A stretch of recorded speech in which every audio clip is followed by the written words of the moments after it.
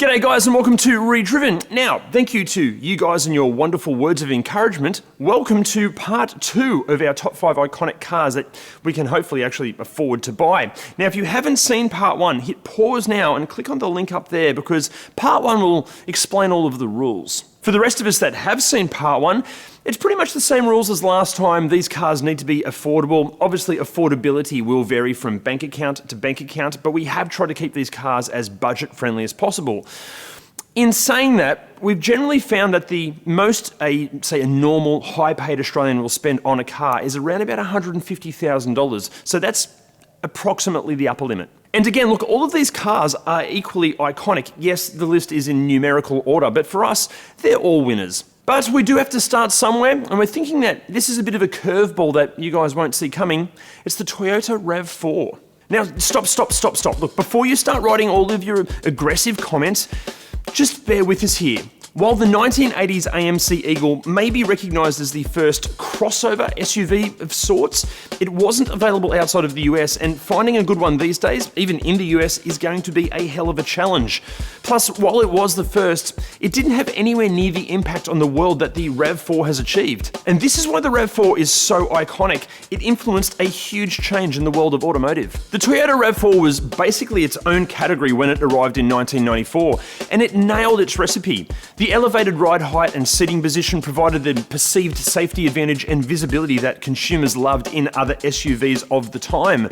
But at that time, those other SUVs were generally large truck-like machines with a jolting, harsh off-road ready suspension and fuel economy figures only the military can justify. The little RAV4, or Recreational Active Vehicle 4-wheel drive, solved many of those problems by attaching a downsized SUV body to the chassis of an ordinary passenger car, retaining all of the best attributes of 3-door hatches and 5-door wagons.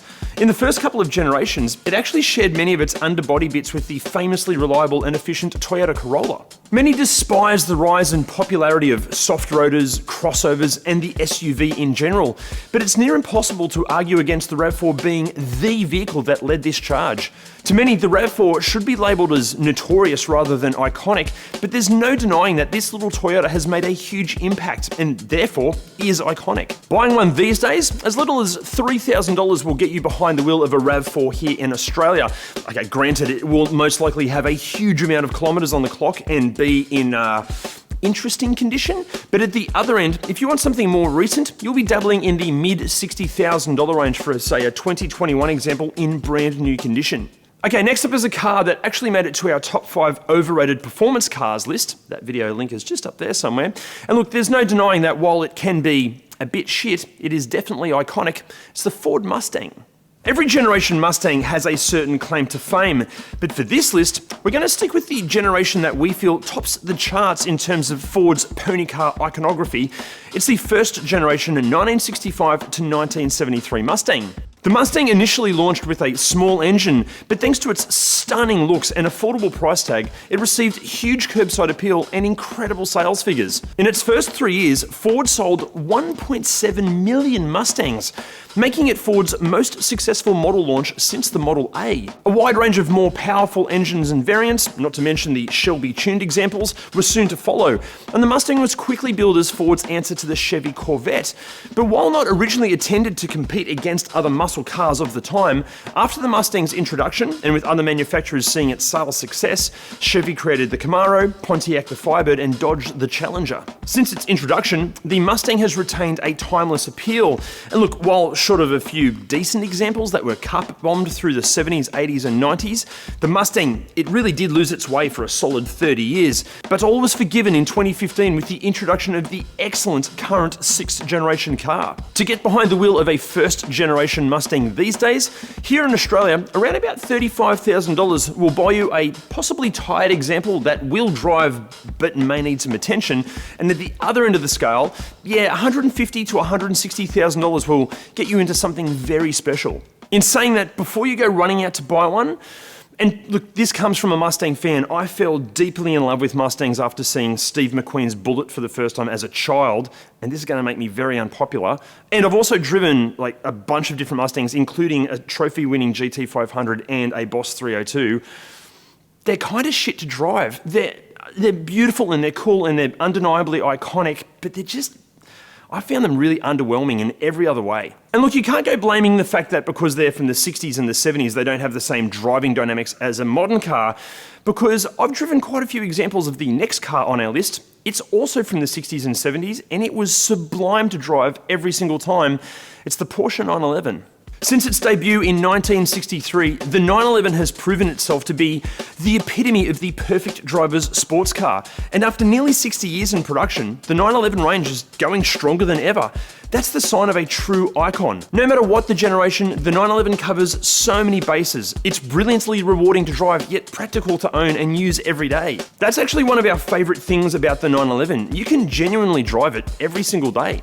In fact, Porsche has stated numerous times they don't want any of their cars to be museum pieces, and the 911 proves it. Ever evolving, but ever the same. More than 1 million cars later, the 911 has been available in a huge range of variants with an even wider range of power outputs, but always with the charisma of that flat-six engine hanging out the back, offering a truly unique driving experience. The masterclass in German engineering exudes to a feeling of precision to all of its controls, and it's one of the very few cars that looks just as at home hammering around a racetrack as it does pulling up in front of the most swanky of restaurants. The 911 isn't just arguably the world's most recognisable sports car, even the most ardent non-car people can recognise a 911 as being one of the world's all-time iconic cars of any genre, and it's the car that helped make Porsche what it is today, a truly iconic performance brand. Now look, yes, serious 911s are far from what we would call affordable, but for less than $150,000, you can land yourself in everything from a 1969 911T to a 1978 911 SC, or how about a 1985 Carrera Cabriolet, or how about a 1998 996 Carrera, or a 2007 997 Carrera 4S. That's 5 decades of options, and some of them kick off from around about 50,000 Aussie dollars. We'll just ignore the potential running costs for now. But what if $50,000 is too much and you still want your iconic car wrapped in some sexy, curvaceous curves? Well, the next car should have you covered. It's the Citroen DS. Now, try to picture this. It's 1950s Australia. People are driving around in things like the FE Holden and the Ford Zephyr Mark II, and then this thing turns up. It would have looked like a spaceship from the future. Actually, it still kind of looks like a spaceship from the future. Surely no other car has been as ahead of its time as the Citroen DS, but it wasn't all style and no substance. The DS was incredibly advanced for its day. It came with hydro-pneumatic adjustable and self-leveling suspension, which delivered a genuine magic carpet ride. The ride quality was so impressive, famously, French President Charles de Gaulle was able to escape his 1962 assassination attempt because his DS suspension ensured that it remained completely drivable even with punctured tyres. It had hydraulic power steering, a hydraulically controlled semi-automatic transmission, and was one of the first cars to use plastic in its interior, and it was also the first mass-produced car with front disc brakes. Although, rather than an actual brake pedal, you stop the DS by gently pushing your foot down on a rubber button. That is terrifying. But regardless of that, thanks to the perfect combination of cutting-edge technology wrapped in an impossibly beautiful body, it sold like crazy. More than 1.5 million DS models were sold during its lifespan, and these days, here in Australia, you can snap one up from around about $25,000, with mint condition examples fetching around about $75,000 to $80,000. But be careful, because the DS is not without its headaches. The hydraulic systems may be incredibly clever, but there's 2200 psi of pressure inside, and pre to mid-1969 models used a hydraulic fluid that actually corroded the hydraulic lines. In fact, the entire DS itself is prone to corrosion, but thankfully there are new or remanufactured DS parts available. The DS is more than just a car. It marked a huge cultural leap in industrial design, and this design is so iconic, a 1973 Citroen DS is now part of the New York Museum of Modern Art's permanent collection. Now guys, before we get to our final contender for part 2, and to make sure that you don't miss out on part 3, make sure you hit those like, subscribe, and especially the bell button so YouTube can send you a notification when the video goes live. And also, if you like this video and like ReDriven, can you share ReDriven as much as you can? It would be an enormous help. Okay, so many of you were quite vocal about this car not making last week's list, but it was always going to make this week's list. It's the Mazda MX5, or the Miata.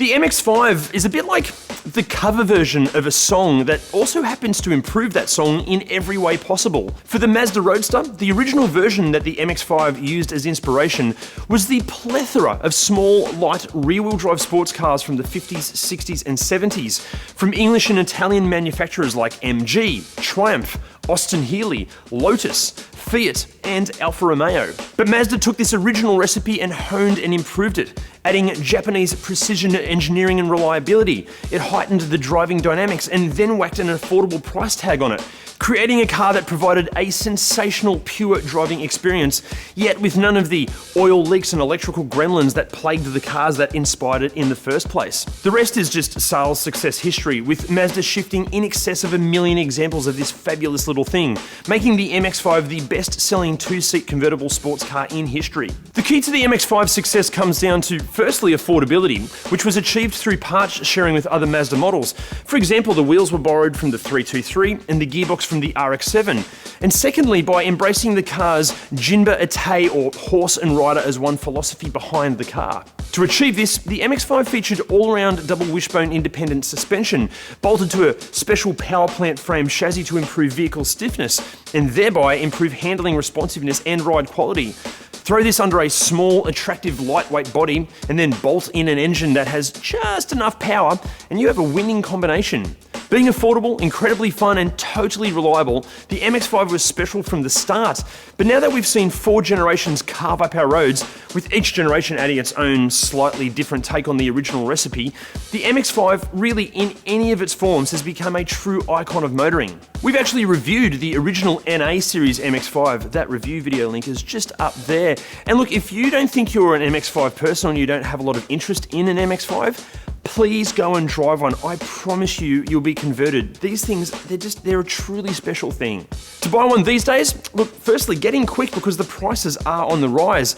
But the least that you're going to be spending here in Australia is going to be around about $10,000 for, say, a high kilometre NB Series 1, with pricing topping out at around about $57,000 for, say, a 2022 ND GT RS in basically brand new condition.